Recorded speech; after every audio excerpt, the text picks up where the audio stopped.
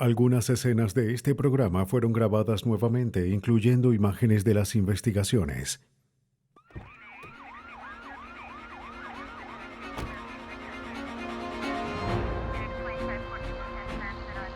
Después de agotar sus recursos, los investigadores siguen sin poder vincular un asesino con su crimen. ¿Podrán cerrar el caso con 6 botellas de cerveza? El cadáver de una mujer es sacado del agua. Los únicos testigos desaparecieron. Los detectives se valdrán de un capullo vacío para hallar a un asesino. Un astuto asesino en serie siempre está un paso delante de la ley. Para detenerlo, los investigadores deberán obtener una confesión de una computadora. Pocas veces la policía tiene la fortuna de resolver crímenes con armas y huellas ensangrentadas. Cuando no hay indicios evidentes, los detectives pueden usar la ciencia para encontrar las pistas más improbables.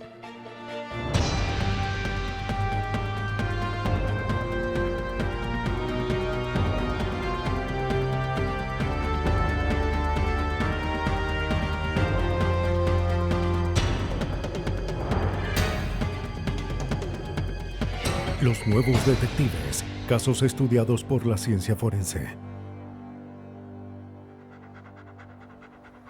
Pistas improbables. Viernes 13 de noviembre de 1996. Un hombre pasea a su perro, como siempre, en el campo de soccer de la Asociación Cristiana de Jóvenes de Columbia, Carolina del Sur. Pero esta vez, algo lo detiene. Lo que creyó una broma resultó ser macabramente real. En el césped yacía el cuerpo de una mujer. Su cabello estaba ensangrentado. Las autoridades confirman que la mujer estaba muerta, víctima de varios disparos en la cabeza a corta distancia. Usando la temperatura de su cuerpo como indicador, estiman que había muerto solo unas horas antes, entre las 3 y las 4 de la mañana. Los investigadores revisan el césped. Sin saber qué podría servir como pista, fotografían y recogen toda la basura alrededor del cuerpo. Una hombrera de mujer debió haber sido arrancada durante la lucha. Un bolso vacío indicaba que el motivo era robo. 2 botellas vacías podían tener las huellas del asesino, pero era muy pronto para decirlo. La policía expande su búsqueda y encuentra indicios más evidentes. 3 casquillos de bala y 2 balas usadas. Esto indicaba que la mujer había sido disparada en ese lugar y que no fue simplemente dejada allí. También les dio algo para hacer una prueba de balística.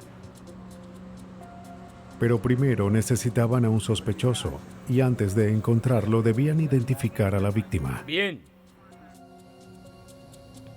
El cuerpo es llevado al hospital Richland Memorial, donde con base en sus huellas es identificada como Virginia Russell, de 30 años. Tenía antecedentes por manejar en estado de intoxicación. En el laboratorio el caso se estanca. Los técnicos no lograron vincular a un sospechoso con el crimen. La hombrera no valió de nada. Las botellas estaban muy manchadas para encontrar huellas. El cuerpo no tenía ningún cabello o fibras desconocidas que pudieran relacionar a un sospechoso con el crimen. Lo siento mucho. Los detectives recurren a amigos y familiares. Al hablar con la tía de la víctima, descubren que el lugar donde estaba su cadáver, el hospital, fue el último sitio donde fue vista con vida. Había pasado la última noche de su vida visitando a la bebé de su prima. Sus familiares estaban contentos de que Virginia Russell estuviera acomodando su vida después de su lucha contra el alcohol. Luego de haber empezado a trabajar como empleada de limpieza en la noche, siempre tenía dinero en la cartera. Esto hizo pensar a los detectives que el motivo era un robo. No hallaron su cartera ni bolso, ¿Qué? pero buscan más información. ¿No hay algo más que nos pueda decir? La tía de Russell recuerda que su localizador había sonado. Regreso en un momento, sí. Ya vuelvo. Cuando Russell lo contestó, fue escuchada dando una dirección en un vecindario de Olympia. Pero Russell no iba a limpiar una oficina. Tampoco hablaba con la empresa que pagaba sus cuentas. Otro familiar mencionó a la policía que Virginia Russell era una chica de compañía, que trabajaba para una agencia de acompañantes. Su trabajo la ponía en contacto con sujetos sospechosos, quienes en su mayoría ocultaban su identidad.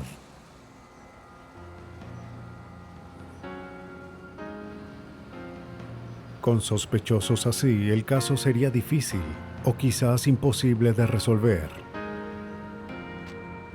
Pero la policía obtiene un indicio. Un día después de que el cuerpo fue hallado, encuentran su auto en un estacionamiento en Olympia. Había sangre en la consola central. En el asiento trasero había una botella de Michelob Light, la misma marca hallada cerca del cuerpo. El auto es enviado al laboratorio de policía donde los técnicos buscan huellas, cabellos y fibras. No encuentran nada. Toman muestras de la sangre en el tablero. Concordaba con el tipo de sangre de la víctima. Russell debió haber recibido al menos un disparo allí. Los detectives se acercan un poco más a resolver el crimen, pero se hallan estancados en su búsqueda. Cuando el sargento Andrew Caldwell de la oficina del alguacil se entera del caso, sospechó que no era un incidente aislado. En ese tiempo trabajaba en un caso de violación y se preguntó si el mismo individuo pudo ser el responsable de ambos crímenes. Se basaba en más que una corazonada. El proceso, una de las similitudes era que ambas trabajaban como chicas de compañía. Otra fue la ubicación del auto de Virginia Russell. Su vehículo fue encontrado a 91 metros de donde ocurrió la violación. Si Caldwell lograba resolver el caso de violación, quizás también atraparía a un asesino. En la noche del 10 de noviembre, 3 días después de la muerte de Virginia Russell, una chica de compañía de 20 años fue dejada en Olympia por un conductor de la agencia. Se encontraría con un hombre que se hacía llamar Daniel Davis. El sujeto la atacó casi de inmediato. Le dijo que si quería vivir, debía hacer todo lo que le ordenara.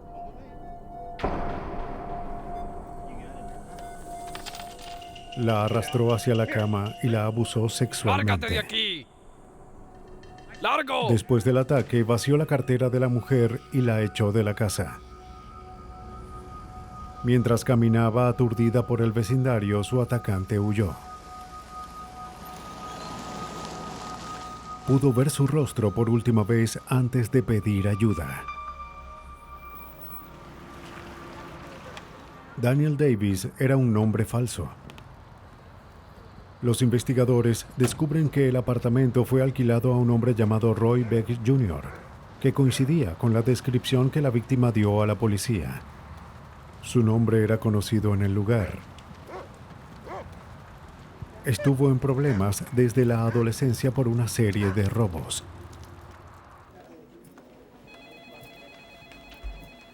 El investigador Randy Strange compila imágenes de un registro de fotografías de prontuario. Al colocar específicamente la edad, etnicidad y color de cabello del sospechoso, la computadora revela posibles candidatos que concuerdan con la descripción. Al igual que Roy Beck, todos tenían más de 20 años, medían 1,65 m y tenían cabello oscuro. De las fotos, la víctima identifica a Roy Beck Jr. como su atacante. Los oficiales van al departamento de Beck para arrestarlo por violación, pero él estaba un paso adelante. El apartamento estaba abandonado y en desorden. La electricidad estaba apagada. Había botellas de cerveza y basura en el suelo. Con una orden, los investigadores examinan el desorden, buscando pistas que vincularan a Beck con la violación. Encuentran municiones de varias armas. Los detectives creyeron haber encontrado pruebas que vincularan a Beck con el homicidio de Virginia Russell, pero las municiones no concordaban con las balas encontradas. Los investigadores centran sus esfuerzos en hallar a Beck. Para atraparlo, colocan una trampa. Obtienen una orden para arrestarlo por la violación y luego contactan a la novia de Beck. Pudimos convencerla de ayudarnos a encontrarlo. Ella lo contactó y él le respondió y le pidió que lo buscara en un complejo de apartamentos.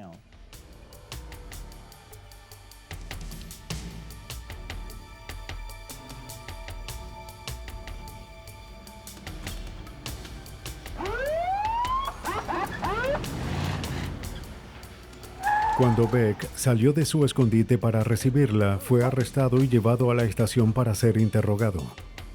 Mientras, los detectives van al departamento donde Beck estaba escondiéndose. El apartamento pertenecía a un amigo de Beck llamado Richard Bouillard. Él dijo que el arma estaba aquí. Bouillard estuvo de acuerdo con el registro y señaló hacia un arma cargada en el sofá. No fue la única arma que encontraron.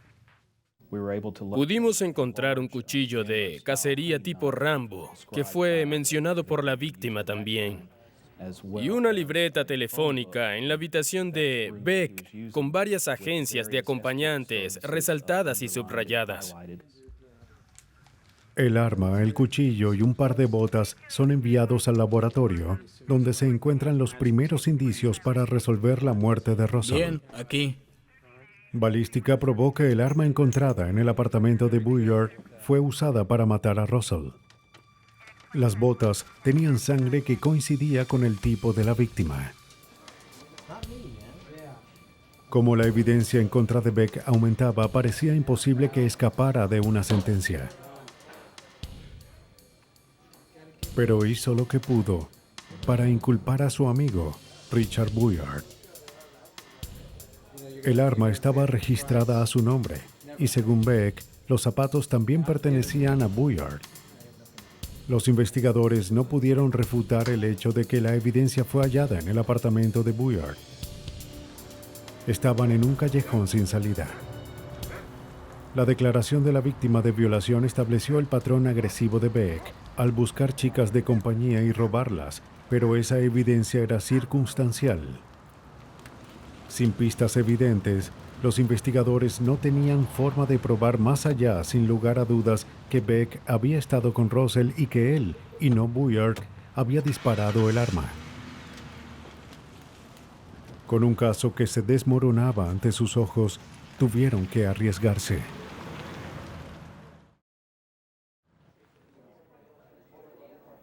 La única evidencia que vinculaba a Roy Beck con Virginia Russell y su auto eran 6 botellas de cerveza Michelob Light. Este es el registro, ¿no? Los investigadores hallaron 2 botellas cerca del cuerpo, 3 botellas en el apartamento abandonado de Roy Beck y una botella sin abrir en el auto de la víctima. Si se demostraba que provenían del mismo paquete, esto probaría que Beck estuvo con Russell esa noche. Pero sin huellas servibles, vincular las botellas de cerveza parecía imposible. Anheuser-Busch distribuye casi 200 millones de botellas de Michelob Light cada año. Encontrar una relación entre las botellas parecía improbable, pero sin eso, Roy Beck saldría libre. Para vincular al asesino con el crimen, los detectives de Carolina del Sur tenían la difícil tarea de probar que las 6 botellas de cerveza provenían del mismo paquete. Piden ayuda a la planta embotelladora de Anheuser-Busch en Williamsburg. Allí Mark Landers, gerente de control de calidad, se basó en un sistema que la compañía adoptó ese mismo año. El código en cuestión era 17 de octubre 96 y las otras letras eran WF58. La primera parte mostraba que la cerveza fue embotellada el 17 de octubre de 1996. La W indicaba la planta de Williamsburg y la F una línea en particular dentro del sistema. La parte final del código, el 58, especificaba que la cerveza fue embotellada en el intervalo de 15 minutos número 58 de ese día.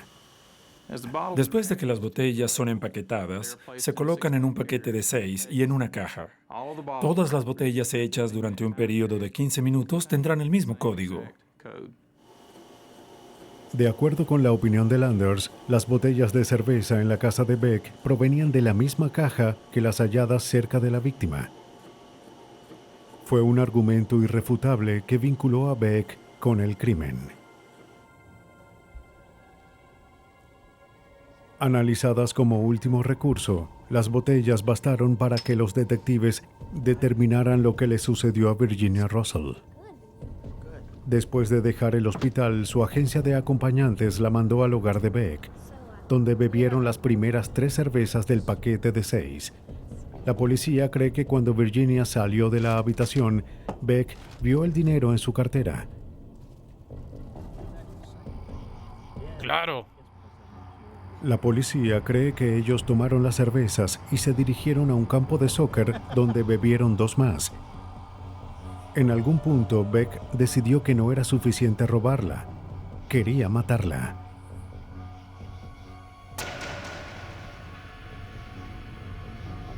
Le disparó en la cabeza, la sacó del auto y le disparó 2 veces más. Luego condujo con su cartera y dejó su auto a poca distancia de su apartamento. Dejó atrás la última botella sin abrir, la pista que los expertos necesitaban para vincularlo con el crimen. Recuerdo que durante las declaraciones, el abogado defensor de Beck lo escuchaba con la cabeza entre las manos y temblaba como si no supiera qué decir después de esa declaración tan incriminatoria. En ese punto me sentí bien con el caso y sabía que teníamos a Beck y que lo condenarían. Prestar atención a la pista más insignificante fue lo que ayudó a los detectives a poner a Beck ante la justicia. Obtuvo cadena perpetua. A veces lo improbable no es la evidencia, sino la forma en la que es encontrada. Al oeste de Michigan, la brisa fresca del río Muskegon es una atracción veraniega popular para pescadores y amantes del canotaje. Pero en junio de 1989, estas tranquilas aguas revelaron un secreto perturbador.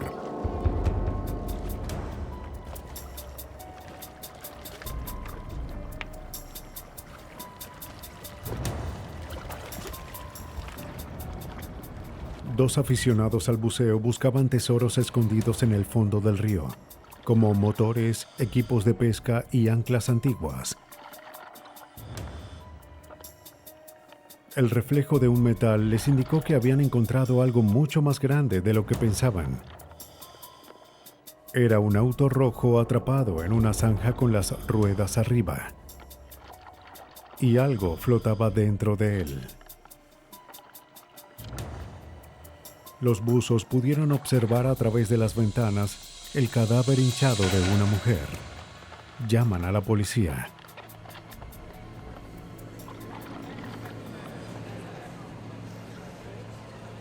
Después de remover el auto del agua, las autoridades y espectadores se preguntaban quién era la víctima, cómo había caído el auto en el agua y por cuánto tiempo el río había servido de tumba. Una mujer completamente vestida es sacada del auto. A pesar de estar sumergida en el agua, los restos estaban conservados. Los investigadores buscaban la identificación del cuerpo y el vehículo, pero lo que encuentran es lodo, larvas y capullos, El cuerpo es llevado a la oficina del forense. Mientras, los investigadores revisan el área, tratando de descifrar cómo había caído en el río. El auto no tenía casi daños. El puente cercano no tenía señales de un accidente. Galen Brookins, jefe de la policía de Fremont, busca otros puntos de caída. Una de las teorías que teníamos era la posibilidad de que un vehículo viniera por este camino, lo que hacían otros autos, y que terminara en el río en este punto, en una trayectoria recta. La intensa corriente había llevado el auto al otro lado de los pilotes y quedó sumergido en una profunda zanja. Como el auto había caído allí, era imposible de ver desde la superficie. Los investigadores esperaban que la autopsia revelara los secretos que el río mantuvo ocultos. El forense tenía dos labores: ayudar a identificar el cuerpo y descubrir cómo murió. Se toman rayos X y huellas dactilares a fin de identificar a esta desconocida. La causa de la muerte se debió a heridas en la cabeza. Esta mujer no murió por un accidente de tráfico.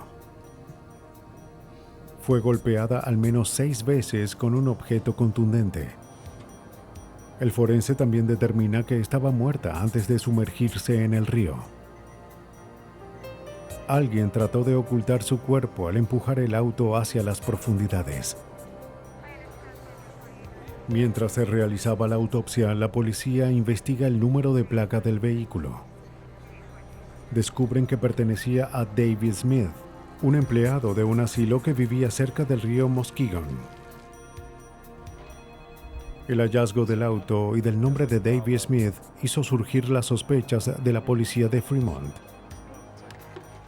9 meses antes, el 2 de octubre, Smith había ido a la estación.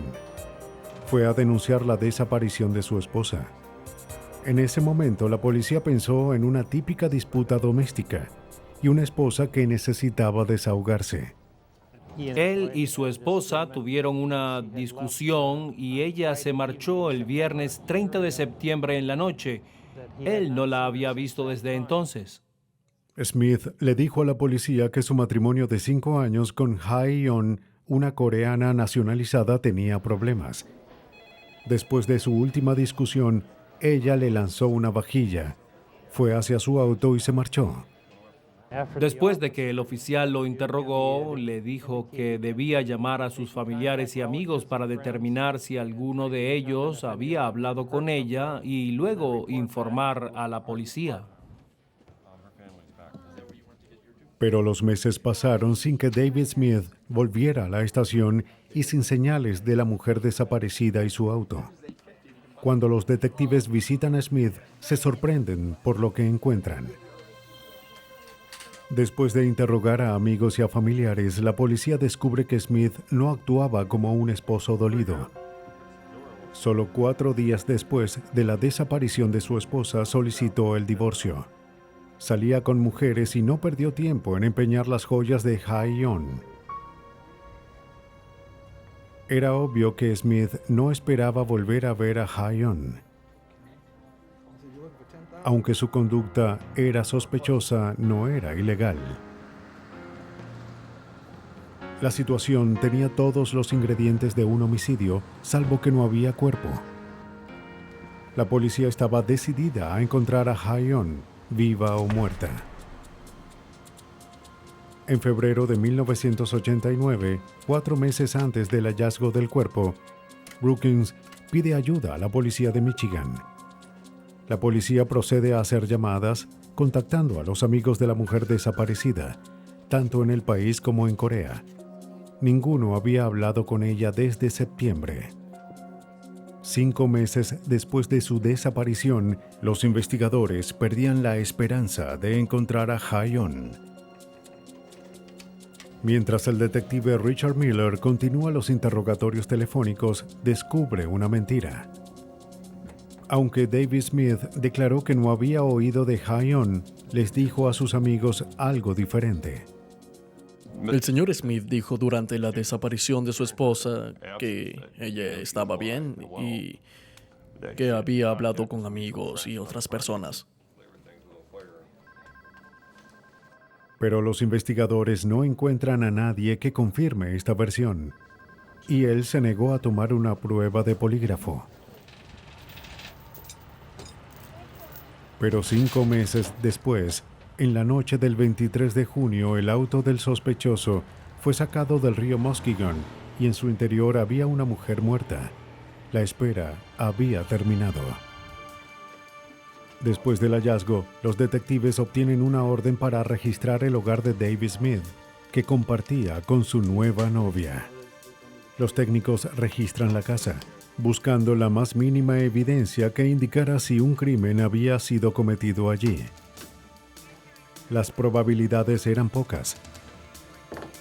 Había pasado 1 año desde la desaparición de Hae-yeon, y no había garantía de que esta fuese la escena del crimen. Los investigadores usan una fuente de luz alternativa para buscar pistas que el asesino no hubiese eliminado. Esta luz penetra en las capas de pintura, facilitando la búsqueda de restos de sangre. La luz reflejó varias manchas en la pared de la cocina. Y debajo la policía halló lo que buscaba. Detrás del refrigerador había salpicaduras diminutas de sangre en la pared. El personal del laboratorio expandió su búsqueda en el área. Y cuando quitamos la alfombra que se amoldaba a la pared, descubrimos un área enorme de contaminación de sangre humana. Ellos creían que esta era la escena del ataque. Con el patrón de las salpicaduras, los investigadores pudieron corroborar los hallazgos del forense. Alguien había sido golpeado con un objeto contundente. Debido a la cantidad de sangre, era probable que esa persona hubiese recibido heridas fatales. Pero los investigadores se enfrentan a un problema. Pudieron descartar la sangre de David de la escena, pero no había registros del tipo de sangre de Hae-yeon. No podían determinarlo con el cuerpo ya que estuvo mucho tiempo en el agua. En ese tiempo, las pruebas de ADN no eran útiles en este caso. Alguien había sido gravemente golpeado en la cocina, pero los detectives aún no podían formar un caso de homicidio. Para arrestar a Smith, necesitaban evidencia sólida que lo vinculara con el homicidio de Hae-yeon. A fin de atrapar a su sospechoso, trataron de atrapar a Smith con sus propias mentiras. Él dijo a varias personas que estaba seguro de que Hae-yeon estaba viva en enero. Si la policía podía probar que ella estuvo en el agua desde antes, entonces probarían que Smith había ocultado intencionalmente el crimen. Pero tenían un mayor obstáculo al que enfrentarse. Encontramos la causa y la forma de la muerte, pero no podíamos determinar por su estado de preservación cuándo murió. Miller tuvo una idea. Recordó que cuando el auto fue sacado del agua, había capullos en el parabrisas y guardafangos. Sabía que los insectos podían ser de ayuda para determinar el momento de la muerte. ¿Pero sería igual en el agua?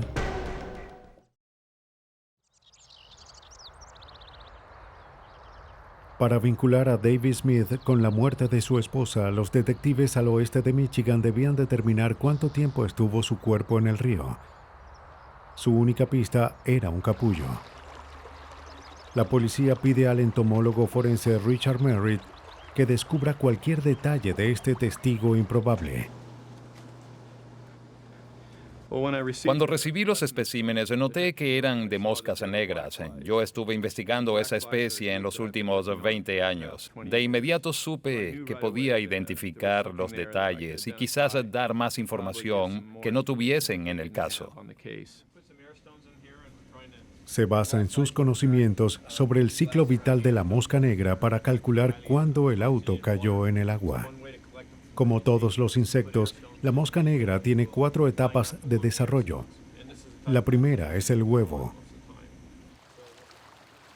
Las moscas negras en el río Muskegon eclosionan en noviembre o diciembre y se convierten en larvas.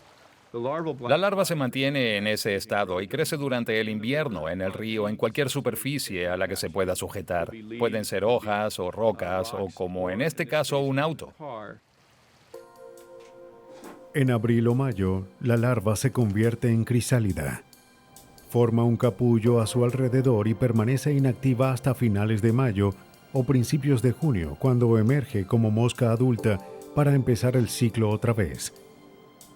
Merritt determinó que la presencia de capullos en el auto indicaba que éste había caído al agua un poco antes de noviembre.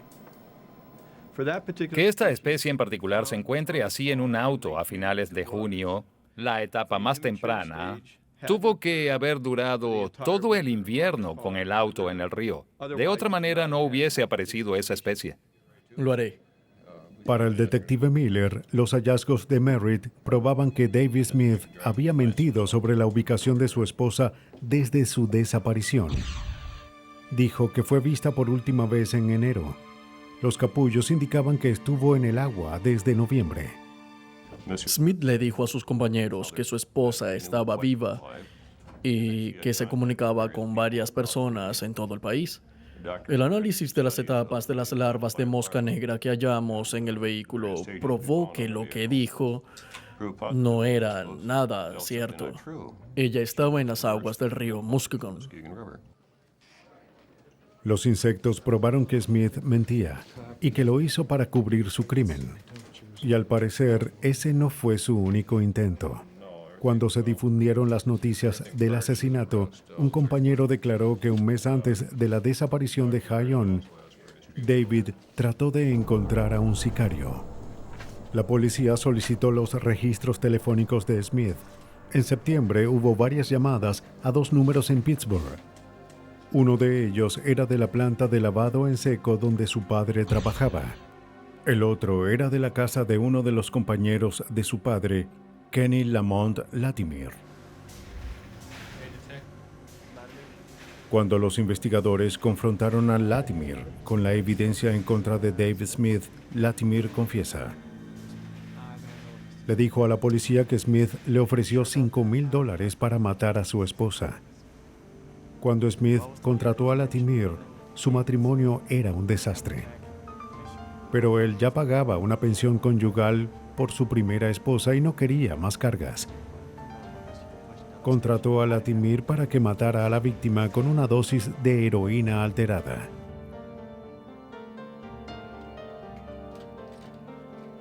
Pero el plan no funcionó, así que Smith la golpeó hasta matarla con una estatua de madera.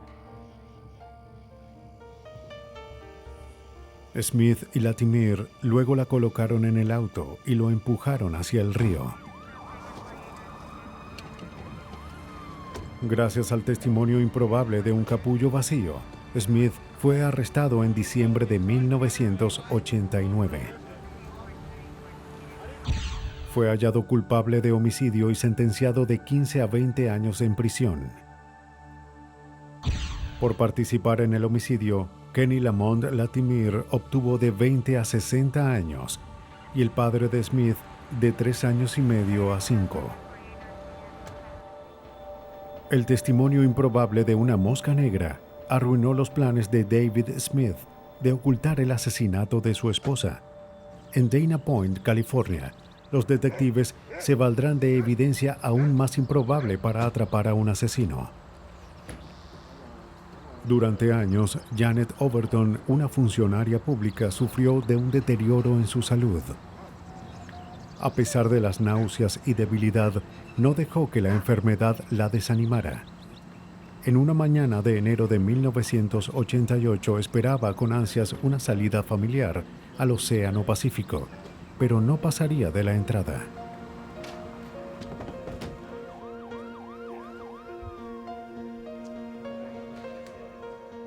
El esposo de Janet, Richard, llamó a los paramédicos, pero no había nada que hacer. Revisaré su pulso. Horas después, estaba muerta. La consecuente autopsia no explicó la causa de la muerte de Janet Overton. Se realiza un análisis de rutina de su sangre y tejidos a fin de encontrar sustancias que hubiese consumido. La prueba descarta la sobredosis de drogas prescritas como causa de su muerte. Su extraña enfermedad parecía tan misteriosa después de morir como lo fue en vida. Por 4 años, Overton sufrió pérdida de peso, dolores estomacales, hormigueos en los dedos y sarpullidos. Ningún especialista pudo hacer un diagnóstico, aunque se le realizaron diversas pruebas por infecciones virales, alergias, problemas bacterianos o cualquier cosa que explicara esa extraña enfermedad. El toxicólogo Paul Sedgwick entra en acción. Estaban sorprendidos. Vieron de izquierda a derecha. Había montones de registros. Por lo que pude ver, nunca hallaron una causa específica para los síntomas que encontraron. Lo único que sabían era que Janet Overton se había deteriorado de adentro hacia afuera. Después de morir, se guardan muestras de su sangre y tejidos en la oficina del forense. El cuerpo es incinerado. Su muerte pudo haber permanecido como un misterio médico, pero Tim Carney, de la oficina del alguacil, recibe un indicio que convierte el caso en una investigación de homicidio. 6 meses después de la muerte de Janet, la primera esposa de Richard Overton, Dorothy, pidió a los oficiales que indagaran en el pasado de su ex esposo. Su hija había hecho un hallazgo inusual cuando visitó el hogar de los Overton. Mientras que revisaba algunas cosas de Richard, encontró una jeringa, guantes de goma y un frasco de rímel. Ella se los dio a su madre, quien llamó a la policía. Carney indagó en 20 años de registros para revelar el secreto familiar de Overton. Dorothy Boyer nos dijo que después de divorciarse de su esposo en 1967, pasaron años en los que sospechó que su esposo la envenenaba. Al igual que la segunda señora Overton, la salud de Dorothy se deterioró entre 1967 y 1973. Se enfermaba gravemente sin explicación. Tenía náuseas, tenía sabor de metal en su boca. Un día notó un olor fuerte y sulfúrico en su champú. El mismo olor emanaba de alguna de sus comidas. Empezó a sospechar que Richard, quien tenía acceso a su casa aún después del divorcio, trataba de matarla. Para asegurarse, le colocó una trampa.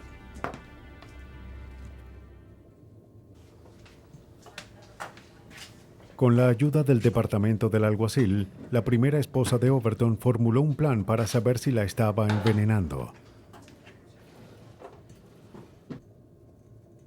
Limpió una lata nueva de café con alcohol y luego marcó la tapa para saber si había sido alterada. Richard se encargaría del resto. 3 días después, descubrió que alguien había abierto la lata. Se toman las huellas de la lata y son comparadas con las de Richard tomadas de una solicitud. Concordaban. Sin el permiso de su ex esposa, Richard Overton había entrado en su casa, abierto los gabinetes y mezclado un polvo rojizo con su café. Cuando se analiza el contenido, los investigadores descubren un mineral de olor fuerte llamado selenio. El selenio es un elemento que en pequeñas cantidades es necesario para la buena salud. En grandes cantidades es venenoso. Pase y tome asiento. Richard es interrogado. Al principio negó haber envenenado a Dorothy, pero cuando es confrontado con la evidencia, confiesa. Dorothy aceptó retirar los cargos siempre que Richard se mantuviera fuera de su vida. Pero 20 años después, Richard Overton se enfrentaba a otro interrogatorio acerca del envenenamiento de su segunda esposa, Janet. Pero antes de detenerlo, los detectives debían descubrir si Janet Overton había sido víctima de envenenamiento por selenio.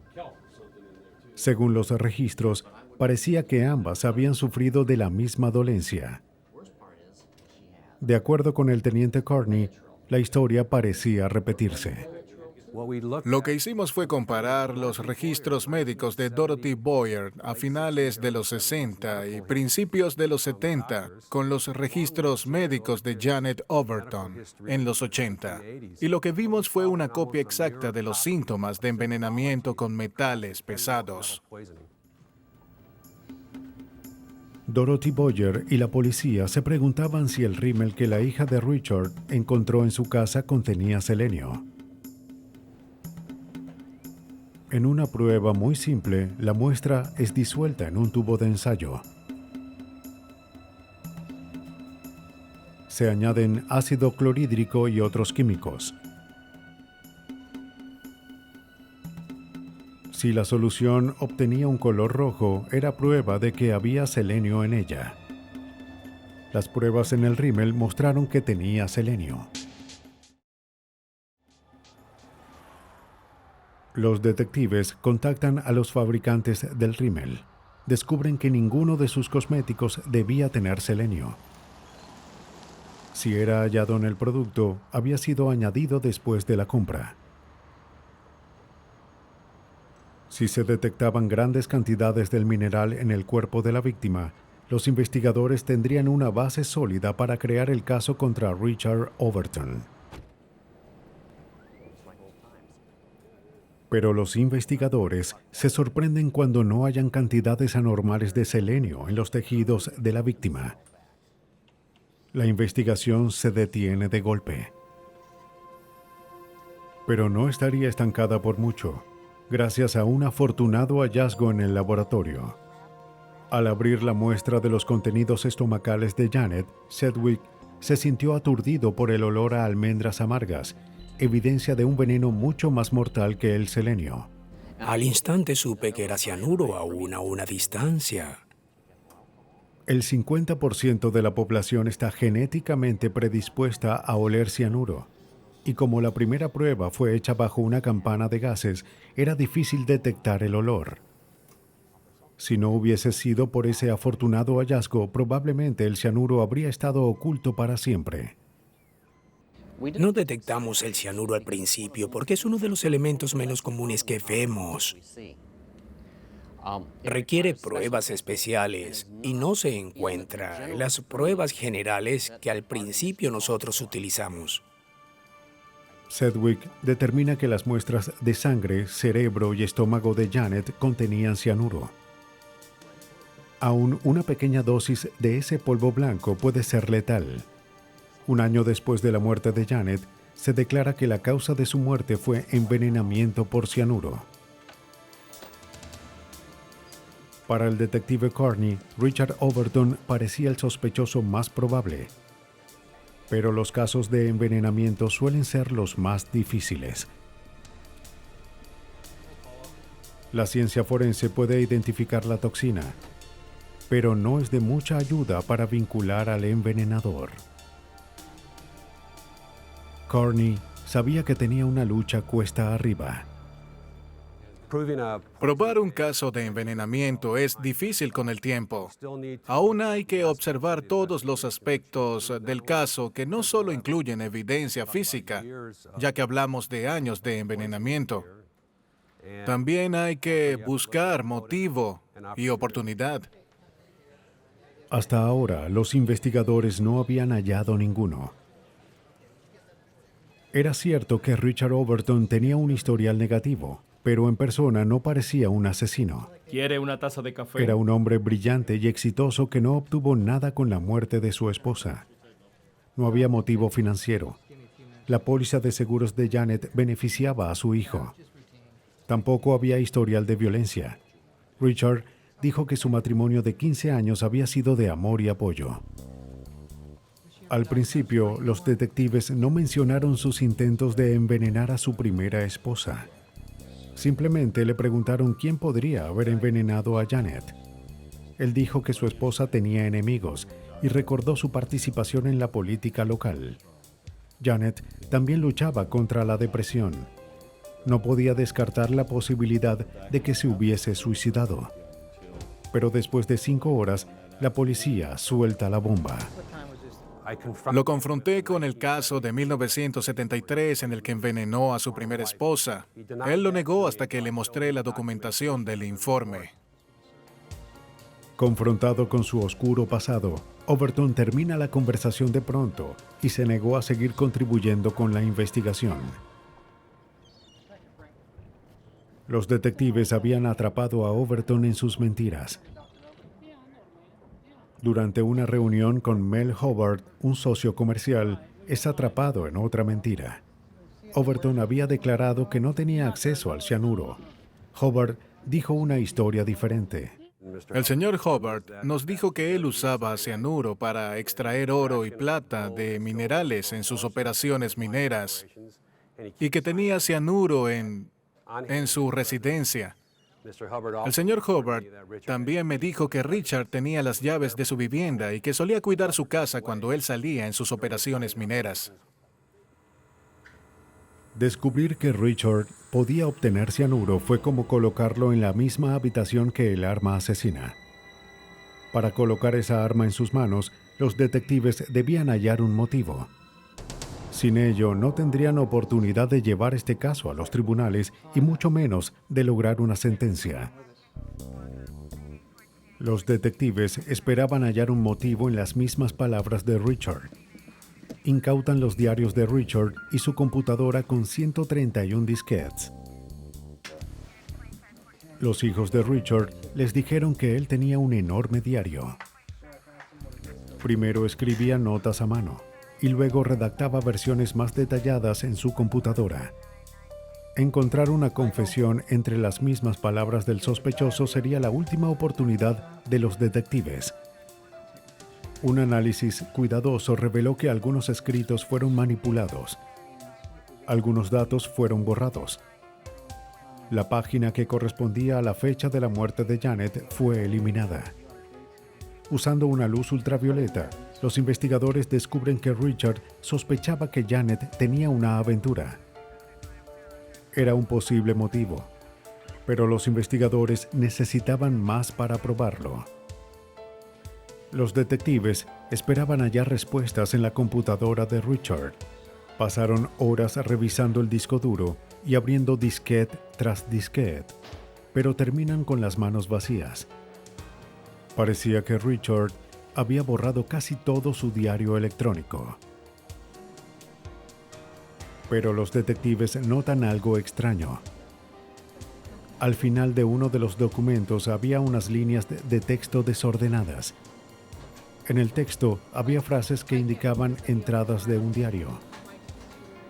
Quizás los datos todavía estaban allí, pero ¿cómo iban a obtenerlos de la computadora?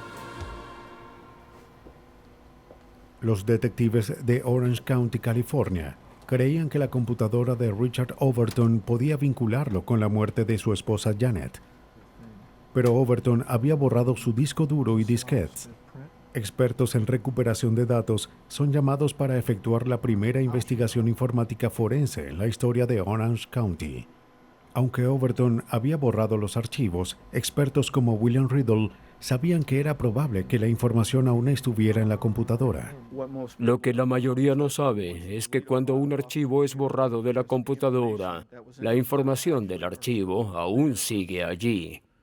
Simplemente la computadora ha dado una pequeña indicación o señal al índice de materias de que ese espacio está disponible para almacenamiento, que se puede escribir algo más en ese espacio. Dentro de una computadora, los datos se guardan en archivos como información magnética. A veces, esa información se sobrepone. Es como escribir y reescribir en la misma hoja de papel. Riddle empezó su labor copiando todos los archivos de Overton. De esta forma no tendría el riesgo de perder los datos durante su investigación. Instaló un programa especializado en el sistema y luego procedió a realizar el fatigoso proceso de abrir uno por uno los archivos.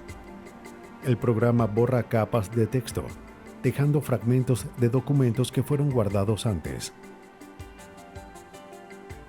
Tomó cientos de horas revelar los datos sin formato de texto, pero ese fue solo el inicio. Usando el diario escrito como referencia, los técnicos revisaron los archivos juntando el diario de Richard Overton palabra por palabra. Los técnicos al fin pudieron juntar el diario secreto de Richard Overton y con él su intención de matar a su esposa. El hallazgo de palabras incriminatorias de Overton sería una prueba determinante en el caso.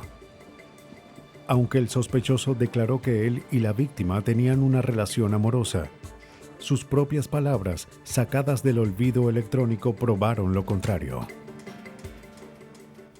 De hecho, había una parte del disco en la que Richard Overton mencionó que su relación de amor y odio con su esposa se había convertido en solo odio y que algo pasaría muy pronto.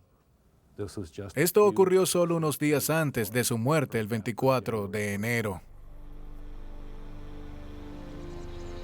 Los investigadores creen que Richard estaba enfadado por la infidelidad de su esposa y resentido ya que ella había obtenido éxito en la política sin una educación formal. Como hizo con su primera esposa, añadió selenio a los productos de belleza y comida de Janet para que se enfermara por un largo tiempo. En algún punto dejó de suministrarle selenio y este desapareció de su cuerpo. Luego, le dio una sola y letal dosis de cianuro para matarla. Pensó que nunca lo atraparían, y casi tuvo razón. Si no hubiese sido por sus propios escritos, los detectives solamente tendrían sospechas. Después de años de investigación, al fin tenían el motivo y la oportunidad. La información encontrada en la computadora convenció al jurado de que Richard Overton había planeado la muerte de su esposa por años. Después de solo 6 horas, lo hallan culpable de asesinato en primer grado. Fue condenado a cadena perpetua sin libertad condicional, aún con solo archivos de computadora, botellas de cerveza o un capullo de insecto. Un investigador astuto puede conseguir una sentencia de homicidio. Las pistas más determinantes a veces esperan ser encontradas en los lugares menos probables.